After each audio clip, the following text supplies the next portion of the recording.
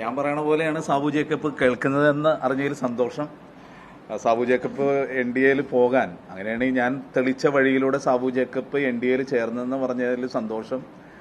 സാബു ജേക്കബിന്റെ രാഷ്ട്രീയ കരുനീക്കങ്ങൾ എപ്പോഴും കച്ചവട താല്പര്യങ്ങളാണ്.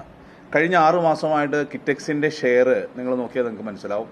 147 കിടന്ന ഷെയർ ഇന്ന് നോക്കുമ്പോൾ 160 എത്തിയിരിക്കുകയാണ്. അപ്പോൾ 27 രൂപയുടെ ഒരു ഷെയറിന് 27 രൂപയാണ് ഈ 2 ദിവസം കൊണ്ട് സാബു ജേക്കബ് ഒരു ദിവസം കൊണ്ട് ഉണ്ടാക്കിയത്.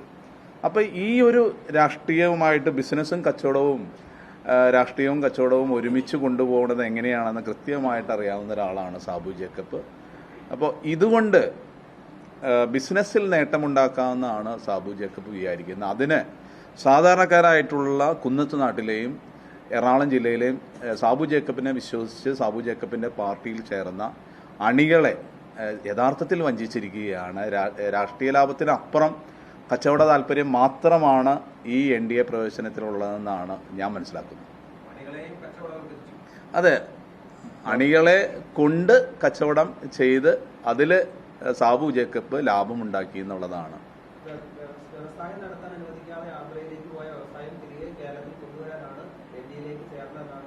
സാബു ജേക്കബ് എപ്പോഴും പറയുന്നൊരു കാര്യമാണ് വ്യവസായം കിഴക്കമ്പലത്ത് നിർത്തിയെന്ന്. 10,000 വരുന്ന ആളുകൾ പണിയെടുക്കുന്ന വ്യവസായത്തിന് കിഴക്കമ്പലത്ത് ഇപ്പോഴും ഒരു കുഴപ്പമില്ലാതെ കഴിഞ്ഞ 5 വർഷവും സാബു ജേക്കബിന്റെ വ്യവസായത്തിൽ ഒരു കുഴപ്പവും ഈ 2ാം പിണറായി സർക്കാർ ഇരിക്കുന്ന സമയത്ത് 1ാം പിണറായി സർക്കാർ ഇരിക്കുന്ന സമയത്ത് സംഭവിച്ചിട്ടില്ല. അപ്പോൾ ഇതൊക്കെ ജനങ്ങളെ തെറ്റിദ്ധരിപ്പിക്കുന്നതിന് വേണ്ടി പുറം ലോകത്ത് സാബു ജേക്കബ് ഉണ്ടാക്കിയ കഥകളാണ്.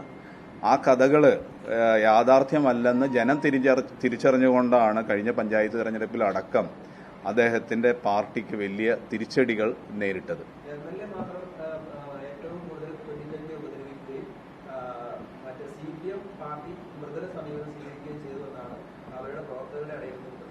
അത് തെറ്റിദ്ധാരണാജനകമായിട്ടുള്ള കാര്യമാണ്. സാബു ജേക്കബിന്റെ പാർട്ടിയെയും സാബു ജേക്കബിനെ രാഷ്ട്രീയമായിട്ട് സഹായിക്കേണ്ട ചുമതല, രാഷ്ട്രീയ ചുമതല എന്നെ ആരും ഏൽപ്പിച്ചിട്ടില്ല. കൃത്യമായിട്ടുള്ള രാഷ്ട്രീയം നമ്മൾ പറഞ്ഞു തന്നെ പോകും. പിന്നെ ഞാൻ CPMന്റെ ഏരിയ കമ്മിറ്റി അംഗം കൂടിയാണ്. അത് പല ആളുകൾക്ക് അറിയാത്തതുകൊണ്ടായിരിക്കും അത്തരം ബാലിശമായ ചില ആരോപണങ്ങൾ ഉന്നയിക്കുന്നത്. മാത്രമല്ല 2 കാര്യോട് പറഞ്ഞോട്ടെ. ഒന്ന്, MLA ആണ് സാബു ജേക്കബിനെ BJPയുടെ പാളയത്തിൽ എത്തിച്ചത് എന്ന് പറഞ്ഞാൽ മുമ്പ് ഈ കെജ്രിവാളിന്റെ പാളയത്തിൽ ആരെത്തിച്ചു? ഇതിന് തൊട്ട് മുമ്പ് VP സജീന്ദ്രനുമായി ഈ 2020 ഒരു ധാരണയുണ്ടാക്കി. UDFുമായി അലയൻസ് ഉണ്ടാക്കാൻ വേണ്ടി പൂർണ്ണമായി ധാരണയുണ്ടാക്കി. ആ ധാരണയുടെ പിൻബലത്തിൽ ധാരണ ഉണ്ടാക്കി കഴിഞ്ഞപ്പോൾ സാബു ജേക്കബ് പറഞ്ഞത്, ഞാൻ പണ്ട് കോൺഗ്രസ് ആണ്, ഞങ്ങളുടെ കുടുംബം കോൺഗ്രസ്സാണ്, കോൺഗ്രസ് ആകാൻ ഒരു പ്രയാസമില്ല, കോൺഗ്രസിലേക്ക് എനിക്ക് വരാനുള്ള തടസ്സം കിഴക്കമ്പലത്ത് MP രാജൻ, ഏലിയാസ് കാര്യപ്ര, ജേക്കബ് C മാത്യു തുടങ്ങിയ ചില നേതാക്കന്മാരുണ്ട്. അവരെ കോൺഗ്രസിന്റെ പ്രധാനപ്പെട്ട ചുമതലകളിൽ നിന്ന് ഒഴിവാക്കിയാൽ ഞാൻ വരാമെന്ന് പറഞ്ഞു. തത്സമയം DCC അവരെ അതിൽ നിന്ന് ഒഴിവാക്കി. എന്നിട്ട് KP വർഗീസിനെ മറ്റേ മണ്ഡലം പ്രസിഡന്റാക്കി. കോൺഗ്രസിന്റെ ഓഫീസിൽ നിന്ന് പുറത്ത് വേറെ മുറി വാടകയ്ക്കെടുത്തു. ആ മുറി വാടകയ്ക്കെടുത്തിട്ട് അവിടെ ഓഫീസ് തുടങ്ങി.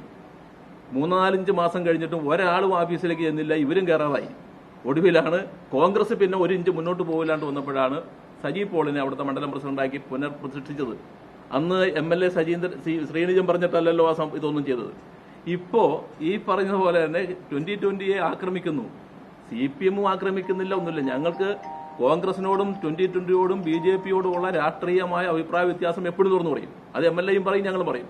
കാരണം MLAയും രാഷ്ട്രീയ പ്രസ്ഥാനത്തിന്റെ ഭാഗമാണെന്നുള്ളതുകൊണ്ട് MLA പറയും, ഞങ്ങളും രാഷ്ട്രീയ പ്രവർത്തനം നടന്നവരാണ്, ഞങ്ങളും പറയും. അല്ലാതെ അതിനകത്ത് സാബു ജേക്കബിനോട് വ്യക്തിവിരോധം MLAക്കും ഇല്ല, ഞങ്ങൾക്കും ഇല്ല. പിന്നെ കിഴക്കമ്പലത്ത് നിന്ന് മറ്റേ ആന്ധ്രയിലേക്ക് പോയി എന്ന് പറഞ്ഞത്, കിഴക്കമ്പലം വ്യവസായം നടത്താൻ കൊള്ളാത്ത നാടാണ്, ഞാൻ ഈ നാട് വിട്ടു പോകുന്നു എന്ന് പറഞ്ഞ അതിനുശേഷമാണ് ഒരു 3 ബ്ലോക്ക് കെട്ടിടം അവിടെ പണി ആരംഭിച്ചത്. നിങ്ങൾ ഇപ്പോൾ വന്നാൽ ഞാൻ കാണിച്ചു തരും. 3 ബ്ലോക്ക് കെട്ടിടം പണി ആരംഭിച്ചു. 5 നിലകളുള്ള 3 ബ്ലോക്ക്. അതിനോട് ചേർന്ന് ഒരു ട്രീറ്റ്മെന്റ് പ്ലാന്റ്, പുതിയത്, പഴയ ട്രീറ്റ്മെന്റ് പ്ലാന്റിനോട് ചേർന്ന് പുതിയ ട്രീറ്റ്മെന്റ് പ്ലാന്റ് പണി പൂർത്തിയായി.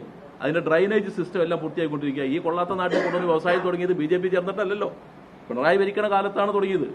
അത് ഈ നാട് വിട്ടു പോകാന്ന് പറഞ്ഞിട്ടാണ്. അപ്പൊ ആന്ധ്രയിൽ പോയിട്ട് ക്ലച്ച് പിടിച്ചില്ല, അവിടുന്ന് ആളുകൾ ഓടിച്ചു എന്നുള്ള യാഥാർത്ഥ്യമാണ്. വ്യവസായം പ്രശ്നമാണ്. പിന്നെ ഇങ്ങേരുടെ ചാരിറ്റി എല്ലാം പ്രോഫിറ്റ്, ചാരിറ്റി പോലും പ്രോഫിറ്റ് ലക്ഷ്യം വെച്ചിട്ടാണ്. ഒറ്റ ഉദാഹരണം പറയാം. ഈ അടുത്ത കാലത്ത് തെരഞ്ഞെടുപ്പിന് ഏതാണ്ട് നാൾ മുമ്പ് അമേരിക്കയിൽ വിൽക്കുന്ന ഏറ്റവും ഗുണമേന്മയുള്ള മറ്റേ ഇദ്ദേഹത്തിന്റെ പ്രൊഡക്ട്സ് 50% വിലയ്ക്ക് കിഴക്കൻ ബലത്തിൽ വിൽക്കാൻ ആരംഭിച്ചു. വലിയ പ്രചാരം കൊടുത്തു. അമേരിക്കയിൽ കിട്ടുന്ന ഏറ്റവും വിലപിടിപ്പുള്ള ഏറ്റവും ഗുണമേന്മയുള്ള സാധനം 50% വിലക്ക് നാട്ടുകാർക്ക് കൊടുക്കുക എന്ന് പറഞ്ഞു. ആളുകൾ ഇഷ്ടം പോലെ ഓടിച്ചൊന്നും മേടിച്ചു, കൊള്ളാൻ തോന്നി. പക്ഷെ സംഭവിച്ചത് എന്താ? 13.9% ടാക്സ് ഉണ്ടായിരുന്നത് 50% ടാക്സ് ട്രംപ് വർദ്ധിപ്പിച്ചപ്പോൾ 63.9% ടാക്സ് ആയി.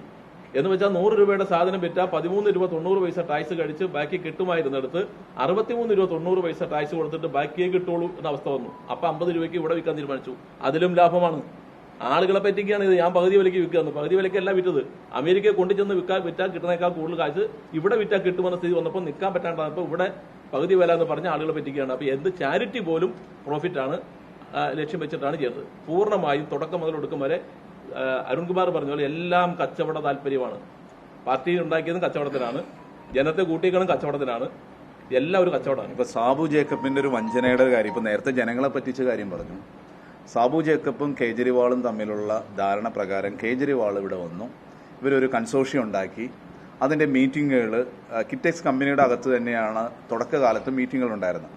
പക്ഷെ ഒരു മാസത്തിനുള്ളിൽ ഈ മീറ്റിങ്ങിന് വന്ന കേജ്രിവാൾ, നമുക്കറിയാം ആം ആദ്മി പാർട്ടിക്ക് കേരളത്തിലുടനീളം അവർക്ക് പാർട്ടി സംവിധാനം ഉണ്ടായിരുന്നൊരു പാർട്ടിയാണ്. പക്ഷെ ഒരു മാസത്തിനുള്ളിൽ സാബു ജേക്കബ് എന്താണ് ചെയ്തതെന്ന് വെച്ച് കഴിഞ്ഞാൽ ഈ മീറ്റിങ്ങിന് വന്ന ആം ആദ്മി പാർട്ടിയുടെ മുഴുവൻ നേതാക്കളെയും പിന്നീട് 2020 ചേർത്ത് കേജ്രിവാളിനെ കൂടി പറ്റിച്ചത് കൊണ്ടാണ് ഇന്ന് കേരളത്തിൽ ഈ 2020 പാർട്ടിക്ക് സംസ്ഥാനത്തുടനീളം പല സ്ഥലത്തും ബ്രാഞ്ചുകൾ ഉണ്ടായത്. അപ്പോൾ അത് തിരിച്ചറിഞ്ഞത് കൊണ്ടാണ് കേജ്രിവാൾ പിന്നീട് ഈ സഖ്യവുമായിട്ട് മുന്നോട്ട് പോകാൻ വിസമ്മതിച്ചത്. അപ്പോൾ ആ ഒരു ബാർഗൈനിങ് കപ്പാസിറ്റി കേരളത്തിൽ ഉടനീളം ഞങ്ങൾക്ക് പാർട്ടി സംവിധാനമുണ്ടെന്ന് വരുത്തി തീർത്തതിന് ശേഷമാണ് BJP-യിലേക്കുള്ള NDA-യിലേക്കുള്ള സാബു ജേക്കബിൻ്റെ ഇപ്പോഴുള്ള എൻട്രി.